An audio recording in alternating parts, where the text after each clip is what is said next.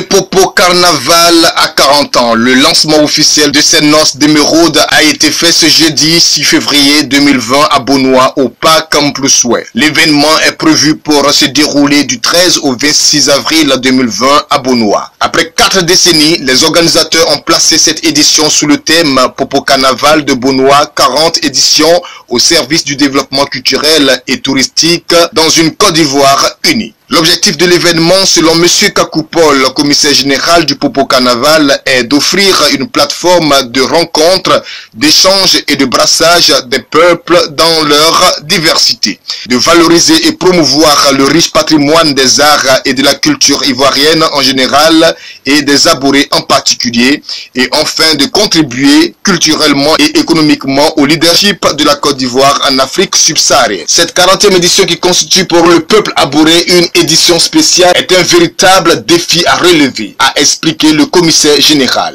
Il a précisé que le thème retenu est fédérateur pour l'intérêt d'un peuple qui veut prendre son destin en main. Nous allons redoubler d'ardeur, de créativité et de dynamisme pour faire du Popo Carnaval 40e édition une brillante réussite, a martelé M. Kakou. Nous aurons de nombreuses innovations à l'affiche, notamment la foire commerciale qui se déplace du parc Amplusouet sur un site plus vaste de l'ancienne sous-préfecture, non loin de la voie internationale, Abidjan à Boisseau. Ceci pour pouvoir contenir le nombre de partenaires, l'initiation d'une journée consacrée à l'organisation sociale du peuple abouré, l'organisation d'une journée anniversaire de la 40e édition, la décoration des anciens commissaires du Popo, le passage du Popo Menti dans les cours et dans les 3 quartiers de Bonois et le Popo Tour. Le maire de Bonois, M. Jean-Paul Amétier, a salué les organisateurs pour le choix du parc Amplusouet pour le lancement de la 40e édition du Popo Carnaval. Le parc Amplusouet est un lieu lourd d'histoire. Nous allons le réhabiliter, a-t-il promis. Il a par ailleurs expliqué que le Popo Carnaval est tout un symbole. Certes, c'est la culture, mais c'est aussi l'économie, a expliqué le premier magistrat de la commune.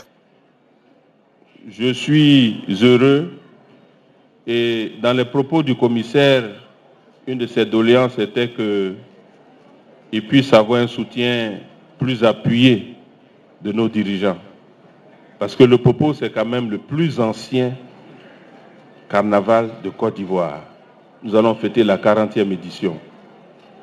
C'est pour dire qu'il y a eu beaucoup d'abnégation, beaucoup de travail, beaucoup de sérieux dans cette organisation. Et on mérite un soutien complémentaire. Et je suis convaincu qu'il y a des oreilles qui ont bien entendu le message et que ces oreilles, à travers leur bouche, porteront ce message acquis de droit. Suivez mon regard, monsieur le sous-préfet. Quant au docteur Hassen Monson, secrétaire général du Popo Carnaval, il a fait l'historique de l'événement.